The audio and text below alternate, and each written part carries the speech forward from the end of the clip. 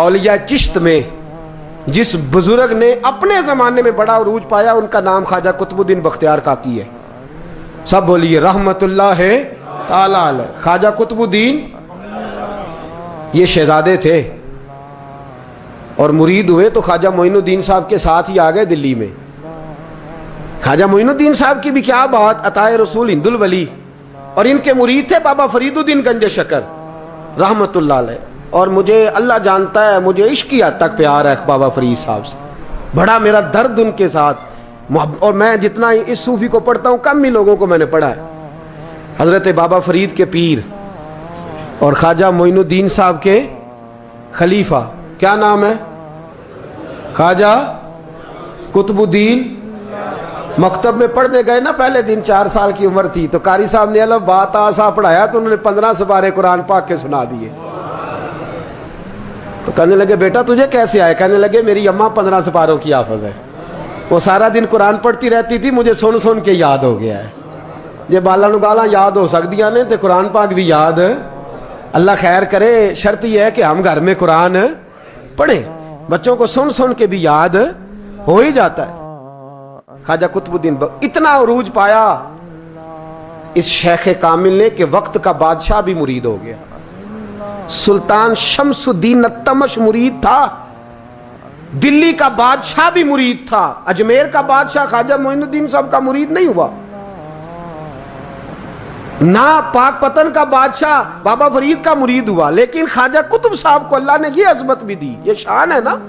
اگرچہ صدقہ سارا خواجہ معین الدین کے قدموں کا ہی تھا، لیکن دلی کا بادشاہ مرید ہوا، اور اتنا اعلیٰ مرید ہوا کہ جب خواجہ قطب الدین صاحب کا وصال ہوا تو 3 شرطیں لگائی تھی. فرمایا میرا جنازہ وہ پڑھائے، جب سے توبہ کیا پھر اس کا سینے بد حرام کے لیے نہ کھلا ہو، اور جب سے توبہ کیا پھر لقمہ حرام اس کے گلے سے نہ گزرا ہو، اور جب سے توبہ کیا پھر کبھی نماز تہجد بھی قضا. بڑے بڑے صوفی میری طرح کے گردن جھکا کے کھڑے ہو گئے. 7ویں صف سے دلی کا بادشاہ نکل آیا، کہنے لگا پیرا ساری زندگی میں نے پردہ داری سے عبادت کی تھی، تو جاتی دفعہ مجھے بے نقاب کر گیا ہے. اتنا بڑا انہوں نے شخص تیار. اور حال یہ تھا، لوگ کہتے ہیں کہ فلانا آدمی امیر آدمی ہے تو حضرت صاحب کا تعلق پیر صاحب کا تعلق زیادہ ہے، تو اس کی عمارت نہ دیکھ، کبھی کبھی اس کی پرہیزگاری بھی دیکھ، اس کی خدمت گزاری بھی دیکھ. خواجہ قطب الدین صاحب پہ بھی الزام لگتے رہے. ایک الزام یہ بھی لگا کہ قریب چلے گئے. ہوا کیا، جب بادشاہ مرید ہوا تو کہنے لگا حضرت جی میں نے بادشاہی نہیں کرنی، میں نے اب خانقاہ میں رہنا ہے. تو فرمایا بیٹا تو چھوڑ دے گا تو کوئی ظالم بیٹھ جائے گا. تو حضور پھر کیا حکم ہے؟ فرمانے لگے تو نے کرنی ہے. تو کہا حضور آپ وہ کہاں ہوتے ہیں، میں کہاں ہوتا ہوں، دل نہیں لگتا. تو آپ فرمانے لگے میں ڈیرا اٹھا کے تیرے قریب لے آتا ہوں. خواجہ صاحب 1 کلومیٹر کے فاصلے پر ڈیرا اٹھا کے لے آئے. فرمانے لگے میں تیری تربیت کرتا رہوں گا، تو مخلوق کا بھلا کرتے رہنا. صلی اللہ علیہ، تو حضور کی امت کا اللہ اکبر. وہ قریب، اس وقت بھی لوگوں نے بڑی باتیں کی کہ دیکھو جی بادشاہ تھا نا تو پیر صاحب بھی نیڑے آ گئے. لوگ دیکھتے نہیں کہ اصل بات کیا ہے. خیر وقت گزر گیا، بادشاہی مرید ہو گیا، تو پھر دلی سارے میں اسلام، اتنا عدل انصاف. ہندوؤں کو بات پسند نہ آئی، انہوں نے کچھ مسلمان خرید لیے. سلطان شمس الدین التمش بیٹھا ہے دربار میں، جاگ رہے ہیں نا آپ لوگ، سب کہیے صلی اللہ علیہ. بڑی غور سے سننے والی بات. ایک دن سلطان شمس الدین تمش دربار میں بیٹھا ہے، قاضی عدالت بھی بیٹھے ہیں، مقدمات سنے جا رہے ہیں. باہر سے رونے کی آواز آنے لگی، چیخنے چلانے کی. بی بی بیان کر رہی، کیا ہو گیا کیا ہو گیا. وہ ٹال لگے ہوتے تھے بادشاہوں کے، وہ بجنے لگے، زور ہونے لگا. بادشاہ نے کہا اس فریادی کو جلدی بلاؤ. وہ اندر عورت آئی تو چیخ چیخ کے رو رو کے اس نے اپنے کپڑے پھاڑ پھاڑ کے، برا حال، 2 مہینے کا بچہ. لوگ اس کی آہو زاری پر اس کی طرف متوجہ. بی بی کیا ہوا، پانی پلاؤ بٹھاؤ، یہ کیا ہو گیا. کہنے لگی لٹ گئی، عزت برباد ہو گئی، تباہ کر دی گئی. میں کیا ہوا؟ کہنے لگی بادشاہ ایک شخص میرا غیر شرعی خامند بنا، پھر مجھے حمل ہوا، پھر میری گود میں یہ بچہ ہے 2 مہینے کا. اب گئی ہوں تو وہ کہتا ہے کہ میرا تو تیرے سے تعلق ہی کوئی نہیں.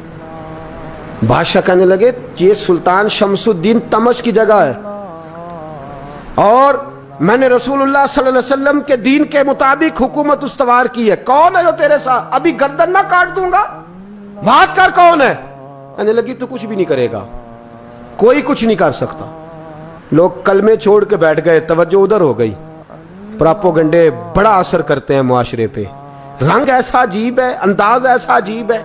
फरमाया बात तो कर। उस औरत की आवाज गूंजी तो हालात ही खराब हो गए। कहने लगी बादशाह हौसला पैदा कर सुनने का। कहा तू बात कर। कहने लगी मेरे गोद में जो बच्चा है ये कुतुबुद्दीन बख्तियार काकी का है, ये तेरे पीर की नाजायज औलाद है। उठाओ, प्रोफेसर सलीम चिश्ती ने पीएचडी की है, वो लिख रहे हैं इस वाक़े, तेरे पीर का नाजायज बच्चा है। हाथ कांपने लगे बादशाह के। कहने लगे या अल्लाह कभी तो कयामत बर्पा कर दे तो मामला ठीक हो जाए, मैं तेरी जुबान खींच दूंगा तेरी तूने बात कैसे की। कहने लगी मैंने कहा था ना तेरे अंदर हौसला नहीं, मेरी इज्जत तार तार हो गई और तू पीर बचा रहा है। अल्लाहु अकबर। सुल्तान शमसुद्दीन तमश आसमान की तरफ देख के कहने लगे मौला मुझ मुजरिम को जिसकी बरकत से उठा के तूने मस्जिद में पहुंचाया, आज मुझे तूने किस इम्तिहान में डाल दिया, ये क्या रंग तूने जिंदगी का बनाया है। कहने लगी बुला उसे, उड़ाब गर्दन। अल्लाहु अकबर। ख्वाजा कुतुबुद्दीन बख्तियार काकी, जरा उस जगह पे अपने आप को खड़ा करके देख मेरे दोस्त। जो शख्स दिल्ली के बाजार में निकले तो दुकानें बंद हो जाएं, औरतें घरों में घुस जाएं, जिसके नाम पर चर्चे हों दीन के, वो शख्स लाठी टिकाता टिकाता उर्स मनाने आसान है, ढोल ढमक्के करके घरों को जाना आसान है, पर जरा इनकी राहों का मुसाफिर तो बन इन्होंने अंदाज क्या इख्तियार किया। हजरत ख्वाजा कुतुबुद्दीन बख्तियार काकी, खबर फैल गई। इतनी शोहरत पाकीज़गी की नहीं हुई थी जितनी इस जुर्म की हुई। लाठी टिकाते टिकाते जब पहुंचे ना बादशाह के दरबार में, बादशाह उठने लगा, काजी उठने लगा, लोग उठने लगे, तो कुतुबुद्दीन बख्तियार काकी की आंखों में आंसू आए। माने लगे बेटो बैठ जाओ, आज मैं पीर बन के नहीं आया, मैं मुजरम बन के आया। और कहा मेरे मालिक का इंसाफ भी देखो, दिल्ली का पीर आज दिल्ली की अदालत में अपने ना करदा जुर्म की सफाई देने आया है। बड़ी लाठी पे टेक लगाई, दिल्ली की गलियां भी रोती हैं कि ये क्या रंग, अल्लाह ये तेरा क्या रंग है, ये ते मैं गुड्डी ते हथ डोर सजन दे, ओ जिंज रखे उंज रहना है, वाजब नहीं जे विच शरीयत, मंदा खसम नू कहना ए तन मेरा कंगी होवे, मैं जुल्फ सज्जन दी वावां, पोश मेरे दी जुत्ती बन जाए, मैं यार दी कदमी आवां, मारो मारो मैनू मार मुकाओ, कोई यूजर ना पेश ले आवां, जे सोहना ही मेरे दुख विच राजी, जे सोहना ही मेरे दुख विच राज, ते मैं सुख नू चुल्हे डावां, पर यार फरीदा कदी बिल पे सोना, यार फरीदा जे कदी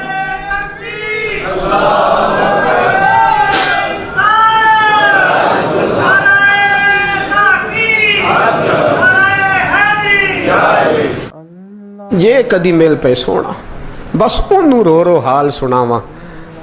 टेक लगाई है, कहने लगी बीबी बोल दे गवाही। कहने लगी बीबी रब जानता है, रब का रसूल जानता है, पर मैं तुझे नहीं जानता, तू कौन है। कहने लगी अच्छा, वो लोगों को भेज के तहज्जुद के बहाने पिछले दरवाजे मुझे अंदर बुलाना, रब तेरा भूल जाना। फिर रोने लगी, फिर मकर करने लगी। मुझे बताइए ऐसा कोई मुकदमा हो तो लोग क्या कहते हैं, यकदम हालात बदलते हैं कि नहीं बदलते। दिल्ली का माहौल ही बदल गया, सारा सारा रंग ही बदल गया। औरत तो हिंदू थी, उसने तो झूठ मूठ के कलमे भी पढ़ रखे हैं। अल्लाह अकबर।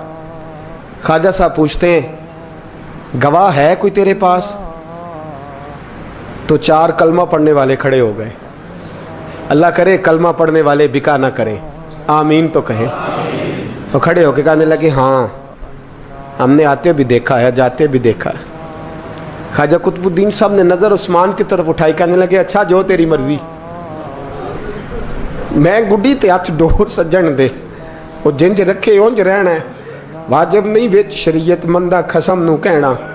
कहने लगे सुल्तान यार एक रात की मोहलत नहीं दे देता। मैं सवेरे, सुल्तान भी रो पड़ा कि पीर साहब मैं میں نوکر اور میں بولتے ہیں اچھا حضور جیسے مرضی. باہر نکلے, خادم کہنے لگا حضور سواری پہ بیٹھ جائیں. مانے لگے نہیں یار آج پیدل جانا ہے. اس دلی کے چونکوں نے مجھے بڑی سلامیاں دی ہے, ذرا میں دیکھوں تو صحیح دلی کے بازار میری رسوائی پہ کیا کہتے ہیں. مجھے ذرا یہ پتھر بھی کھانے دے, ان کا ذائقہ بھی. پیدل گئے, دنیا سو گئی تو دلی کے بادشاہ نے اجمیر کی طرف منہ کیا. خواجہ معین الدین حیات تھے. بے خبر ہو جو غلاموں سے وہ آقا کیا ہے, بے خبر ہو جو غلاموں سے وہ منہ کیا. کہنے لگے معین الدین میں کوئی لوارث تو نہیں نا, میں کوئی لوارث ہوں کہ یہاں جو میرے ساتھ مرضی ہو جائے. تیری مجبوریاں درست مگر تیرا وعدہ تھا ساتھ دینے کا, وقت آیا ہے. میں کوئی لوارث نہیں کہ اب تو اجمیر میں بیٹھا رہے اور میں دکھ سارا اکیلے برداشت کروں. بڑھاپے کا مجھے بھی پتہ ہے, کمزوری کا مجھے بھی پتہ ہے, ذوف کا مجھے بھی پتہ ہے, پر تتی تھوڑے تھکڑے خاندڑیاں, میں بھی تو تیرے نام تو مفت بھی خاندڑیاں. مجھے بھی تو پتہ ہے نا منم غلام علی حیدریم قادریم تمز احمد رضا خامی زنم. میں نے بھی تو اپنا نام نہیں نا جپا, تیرا ہی جپا ہے ساری زندگی. یہ لفظ کہے, کہتے میں رویا. آنکھ لگی تو حضرت خواجہ معین الدین صاحب خواب میں ملے. کہنے لگے قطب الدین میرا انتظار کرنا, میں پہنچ رہا ہوں. میرا انتظار کرنا, میرا انتظار. کیا کہا میاں صاحب نے؟ کہتے ہیں مالی دا کم پانی دینا, پھل کچے ہون یا پکے, اے پیر مرید دے سر تے ہی رہندا ہے, جھوٹے ہون یا سچے. میں آیا, فکر نہ کرنا. حضرت سویرے اٹھے, پھر گئے عدالت. پھر کہا نام بھائی پروٹوکول, مجرموں کا پروٹوکول نہیں ہوتا, میں اکیلا جاؤں گا. جس کے آگے پیچھے نعرے ہوتے تنے تنہا. 2-4 منٹ زیادہ لے لوں آج آپ حضرات. کہتے میں پہنچا عدالت اور جا کے جب کہا نا کہ ہاں جی حضور بتائیے, گواہ بھی خلاف ہے, مقدم بولیں, تو کہنے لگے مجھے میرے شیخ نے حکم دیا ہے کہ میرا انتظار کرنا. پھر وہ جو باتیں کرنے والے تھے کہنے لگے جی کون گیا تھا اجمیر, کون آیا ہے وہاں سے, ہمیں روحانی باتیں نہ بتائی جائیں. یہاں سے تو ایک دن میں پہنچا نہیں جا سکتا, ٹرین بھی 36 گھنٹے لیتی ہے دلی سے جانے میں. تو کہا یہ کیسے ہو سکتا ہے, کوئی رات کو رات آپ کو خبر ہو گئی, آپ کیس کو لمبا نہ کریں. بادشاہ مرید ہے, لگتا ہے کہ یہ راتوں رات بھگا دے گا پیر کو. اتنی باتیں خواجہ صاحب نے سنی. جب بے گناہ آدمی کو یہ باتیں سننی پڑتی ہیں پھر دل بڑا ٹوٹتا ہے, پھر بڑی تکلیف ہوتی ہے. حضرت کہنے لگے یارو تمہاری مرضی. شمس الدین تمش کی آواز گونجی. فرمایا جیسے انہوں نے کہا ویسے کیا جائے گا. 3 دن کے لیے عدالت برخاست کر دی جاتی ہے. چیم گوئیاں ہونے لگی, پھبتیاں کسی جانے لگی. تیسرے دن شام کا وعدہ تھا, چوتھے دن عدالت جانا تھا. قطب الدین بختیار کاکی کے پاس لوگ آ کے افسوس کرتے تو آپ بولتے نہیں. یہاں تو لوگ صفائیاں دیتے ہیں, بولتے نہیں. فرماتے یار میں گڈی تے ہاتھ ڈور سجن دے, وہ جینج رکھے, میں اونج ہی رہنا ہے, جیسے اس کی مرضی ویسے. جیڑیاں گڈیاں آپ پہ اڈیاں ہو نہ چڑھن اونچائیاں, وہی گڈیاں اونچیاں اڈیاں جڑیاں سائیاں آپ چڑھائیاں. فرمایا ٹھیک ہے جیسے وہ رکھے, میں راضی ہوں. اللہ اکبر. تیسرے دن کی مغرب کا وعدہ تھا. جب مغرب کا سورج ڈوب گیا نا, بڑے قافلے اجمیر سے آئے پر معین الدین نہ آیا. وعدہ کیا تھا یار نے, آؤں گا دن ڈھلے. وہ خواجہ غلام فرید صاحب رحمت اللہ تعالیٰ علیہ فرمایا کرتے تھے نا, کوا کھانے لگا آنکھیں تو کہنے لگے کاغا اے تن سارا ہی کھائیو, میرا چن چن کھائیو ماس, میرے 2 نین نہ کھائیو, مینو پیا ملن دی آس. نے کہا سارا کھا جا, آنکھیں چھوڑ دے. اس نے کہا تھا میں آؤں گا, انتظار لمبا ہو گیا ہے پر میری امید تو نہیں نہ ٹوٹی. مغرب کی اذان ہوئی تو لوگ کہنے لگے لو جی اب بس ہو گئی. خواجہ قطب الدین صاحب نے اللہ اکبر کہہ کے مغرب کی جماعت جب میدان میں کھڑی کی تو اپنی بھی چیخ نکل گئی, آئی نہیں. لیکن جب نماز کا سلام پھیرا تو خواجہ معین الدین صاحب کی 2 رکعتیں ابھی باقی تھیں. خواجہ صاحب پیچھے نماز پڑھ رہے ہیں, سلام پھیرا اور نماز کے بعد جب اٹھے نا تو خواجہ صاحب کے سینے کے سینہ لگا. تو کہا حضرت جی میں شہزادہ تھا, آپ نے کہا تھا خشک روٹی کھانا تو میں نے خشک کی کھائی ہے, آپ نے کہا تھا فاقے کرنا تو میں نے کیے ہیں, آپ نے کہا وطن واپس نہیں جانا تو میں نہیں گیا. حضور اس امتحان کا آپ نے بتایا ہی نہیں تھا. یہ مجھے بتا جاتے اب اس سفید داڑھی سے میں جواب دیتا پھروں. خواجہ معین الدین صاحب نے جھٹکا, پیچھے ہٹ, تو زیادہ عزت والا ہے کہ یوسف زیادہ عزت والا تھا؟ تو زیادہ مقام والا ہے کہ عائشہ زیادہ مقام والی تھی؟ چپ کر, یہ کچھ صوفیاء کا طریقہ ہے, چپ کر. عرض کی حضور غلطی ہو گئی, میں پہلے نہیں رویا, تو ملا ہے تو رویا ہو. میں پہلے نہیں تڑپا, میں نے شکوا نہیں, تو ملا ہے. اپنا ہی کو ملے تو دکھ یاد آتے ہیں نا. فرمایا چپ کر, جا سلطان سے کہہ دے سویرے نماز کے بعد عدالت لگا دے. سویرے جب عدالت لگی نا تو خواجہ معین الدین صاحب بازو پکڑا خواجہ قطب صاحب کا, نکلے تو دیکھا لائنیں لگی ہیں, مجمع لگا ہے, آنکھوں میں آنسو آ گئے. کہا حضور آپ کیوں روتے ہیں؟ فرمایا میرا دل تھا لوگ میرے کتب کی شان دیکھنے آئے, یہ کتنے بدبخت ہیں, میرے کتب کی رسوائی دیکھنے آئے. کتنے نالائق ہیں, رسوائی دیکھنے اتنے آئے ہیں, شان دیکھنے آتے ہی نہیں. اللہ اکبر. جب میدان لگا خواجہ صاحب پہنچے, عورت کو کہنے لگی اللہ سے ڈر جا, وقت تھوڑا ہے, تو مر جائے گی. کہنے لگی مجھے داستانیں نہ سنائیں.